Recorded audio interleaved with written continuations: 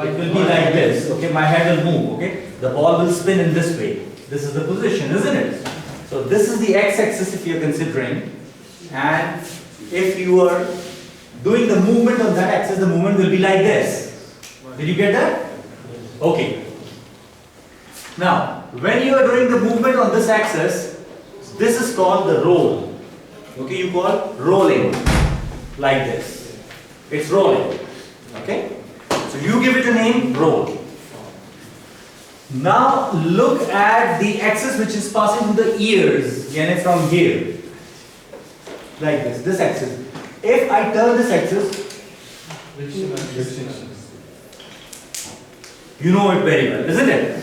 And that axis is the y-axis, and you call it the pitch. Okay? So if something is moving like this is pitch. Okay? If something is moving like this is rolling. Alright? Two axes. Okay? Now consider a rod is passing from here, center, down. And if you turn it like this, if you turn the rod in this way or in this way, okay? Rotation.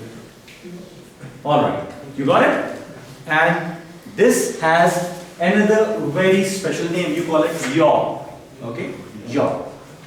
These are the special terms used for the moving plane. Okay? If the plane is turning like this, it is rolling. Okay? If the plane is becoming like this, then pitch. Okay? And if the plane is moving like this, it is yawing.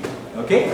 Same movements are there. These movements are important because you will understand the movements and relate these movements with the semicircular canals now. Okay? You got the basic movements? Okay. Now, semicircular canals, please. I am talking about the semicircular canals. Look at the movements, the dynamic movements. I am talking about the first of all, okay, you tell me, I am turning and you identify which semicircular canal is doing that movement or which will be stimulated during that movement, okay. I am doing a special movement, I am saying, no way, I am saying no, I am turning my head like this, okay, horizontal. When I am turning in this way, slow motion, in this way, and then I am doing it this way. Or you take the example, when you finish your salah, okay, very end of the salah, 1 and 2, consider it in slow movement. You are turning on the right side and you are moving on the left side, isn't it? So, what is that movement? Which canal is stimulated? In this way. It is horizontal canal. When you are turning to the right side, which canal? Right semicircular canal is stimulated. Make it very simple, right stimulated. Okay? When you are turning it on the opposite side here, left is. Again, it's balanced in the center now, no stimulation. So when you are turning, this is your dynamic equilibrium, you are turning. Alright? Or, another way, I talk to you, then I talk to you. What I am doing? Is it the same thing or no? It is. In this position, my body is at rest, but only my head is moving. In this position, my whole body will make a movement the same way my canal is stimulated, isn't it? Okay? This part or the whole body, but finally the semicircular canal will be stimulated. Which canal? It will be? Alright, did you get that? Okay. What is that about when you are saying this one? It's the pitch, roll or yaw? Yaw. It's yaw. Is that alright? So, the horizontal or the lateral semicircular canals, it's the yaw movement, okay? And the common expression of the yaw movement is by saying no. Okay? Saying no. By head. Okay? It's your body language you say. You got that? Okay. The second one, please. Now, I am doing this movement.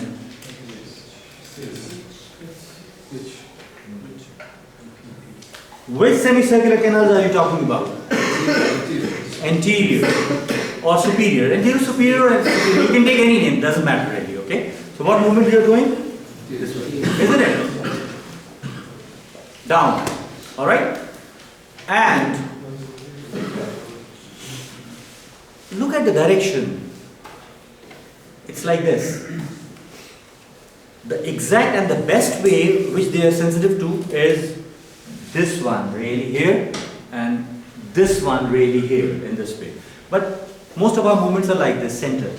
It means when you are moving in this way, is one canal working or both canals working?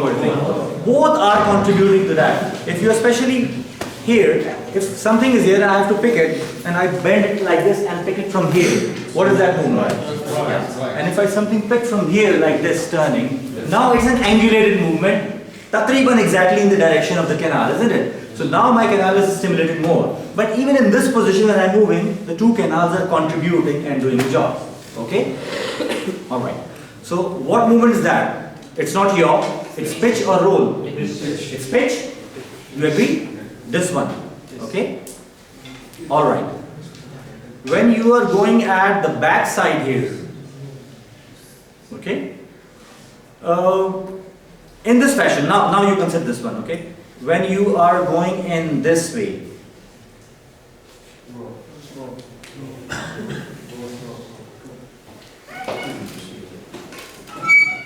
what is that? Roll. But what canal? Anterior and posterior both.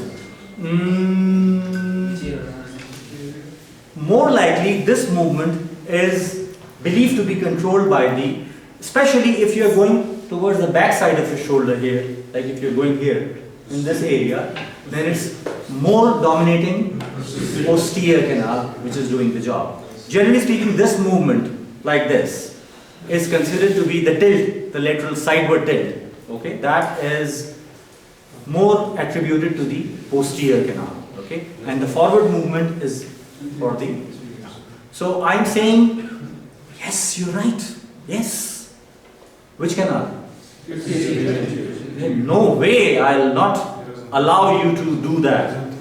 So, alright? Okay? I don't know, I'm not sure about that. So, in different expressions you can say that which canal is more active or more working. It's not 100% of that canal only, but main job is done by the canal. Did you get the idea? Okay? When you are turning. Now, when you are moving the body and doing different positions, now different canals, they change their contribution, and it is on that position when you are making a special position, a special canal is active, then in this position, and then going back, then turning, and then picking something and doing. In dancing movements or very quick movements, gymnastics, acrobatics and all that, well, it is a very complex and moment-to-moment changing position of the canals and the utricle saccule really, okay? So canals are doing this job. Did you get that? And in this we are maintaining our equilibrium. So the impulses are going from a specific canal more. Remember one thing. Okay. Canals, when I am going straight and I am turning here like this, when I am making a turn, at that angulation, my canal is helping. Okay, if I'm making a right turn, then one of my right canal is making it. Okay, and if I'm making a left turn, then definitely left. We did discuss the complementary pairs or the working pairs. Two pair, one pair is like this, one pair was like this, and one pair was like this. You saw the positions, isn't it? Yes, sir. Remember that? If the anterior canal of the right side is working, then the posterior canal of left side is inhibited. Excitation of one and inhibition of one. When this combination information is going into the brain understands that, okay, the impulses are coming from the right. If both are sending the same amount of impulses, the brain will get confused about the orientation. So it is a rule.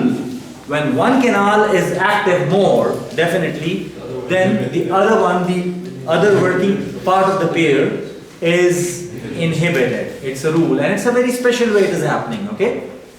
If this one is working, then this is inhibited. If this one is working mainly, then this one is inhibited. If this one is working, then this is inhibited. If I'm turning on the right side, then the right is stimulated, but my left is inhibited. That's why the brain develops a difference in perception and understands it's coming from the right side. It is not coming from the left side.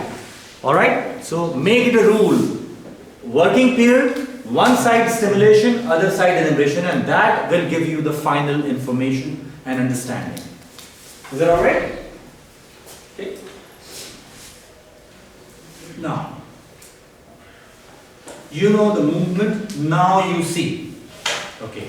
Look at the reciprocal effects. Another diagram. Look at this one. Top, rest. The two canals are here. Okay. And their ampullae are shown. Okay. This is the right and this is the left. What is the position of the cupula? It is at rest. There is no problem. You can see the right sensory organ, you can see the left sensory organ, the two ears. The position is like this. Now look at the person. The person is turning to the left side. Look, turning to the left side. So which canal should be stimulated? Left. And which canal should be inhibited? Right. Okay, now let us see. Now you are turning to the left side here. When you are turning to the left side, look at the bending of the cupula. Do you see the bending of the cupula? Okay, alright. Here. And do you see the bending of the cupula here also? Okay. Now, a very special thing. When you are turning to the left side, okay, your system, your bony labyrinth and membranous labyrinth will move, but the fluid inside is heavy. It has inertia. The fluid endolymph is heavy. So the system will move, but the endolymph will not move with the system. Endolymph will try to stay. So you will see that your system is moving to the left side, but your endolymph is not following. So apparently what will happen? Endolymph will move to the right opposite side. You will see the movement in the opposite side, isn't it? I am turning this one, but something is stationary here. So if I move it like this, it seems that it is moving in this side. So the relative movement of the endolymph is on the opposite side when you are turning on one side. After some time, endolymph is also carried on the other side. Okay, that is another thing. But initially there is inertia. If you are moving on the left side like this, and your endolymph is trying to oppose and it's moving on the opposite side, what will happen to your cupula? What will happen to your cupula? What will happen to the cupula? It will show a bend. Alright? It will show a bending. Endolymph is moving on the opposite side and the cupula will have a bend. The bending of the cupula will give an information. On the excited side, there will be a pushing phenomenon, and on the inhibited side, there is a pulling phenomenon. I'll show it in the video now also to you. When you are making a right turn here, when you are making a right turn, again, what will happen? You are turning towards the right side like this, okay? And your endolymph will try to move on the opposite side, the left side, okay?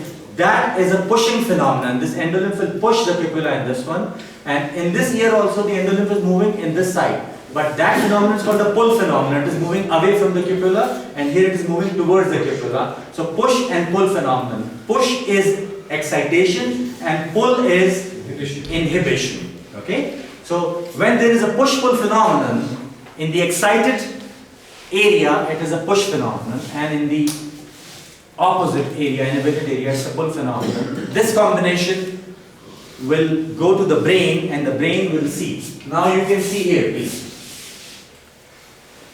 Look at the impulses. When you are turning towards the left side, and this is your left vista and this is your right vista, look at the number of impulses. These are the number of impulses. Compare, this is resting impulses. The resting impulses are going from both. Okay. Now when you are turning left, look at the number of impulses on the excited side. Increase or decrease? Decrease. And look at the inhibited side. Increase or decrease? Decrease. Very much decreased from the normal, isn't it? So now there is a big contrast between excitation and inhibition, and the brain easily identifies, oh, this side is excited basically, because lots of impulses are coming from that side, and from the other side, very few impulses are coming. This combination is giving excitation of the left side, and the brain judges that. Okay? Look at the opposite side here. When you are turning to the right side, look at what is happening in the crista ampullaris of the right side. Excitation or inhibition? Excitation. And look at the number of impulses here.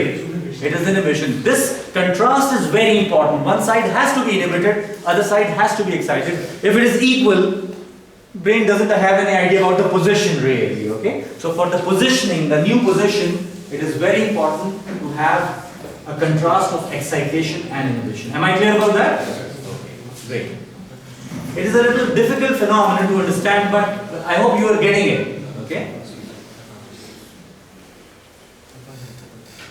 Before going into this area, I'd like to really have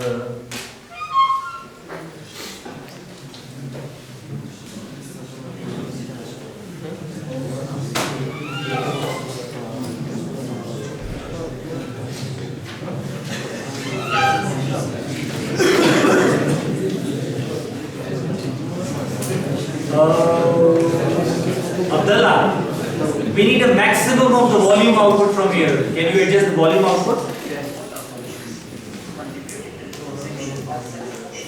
As much as you can. Just hold on for a second, okay?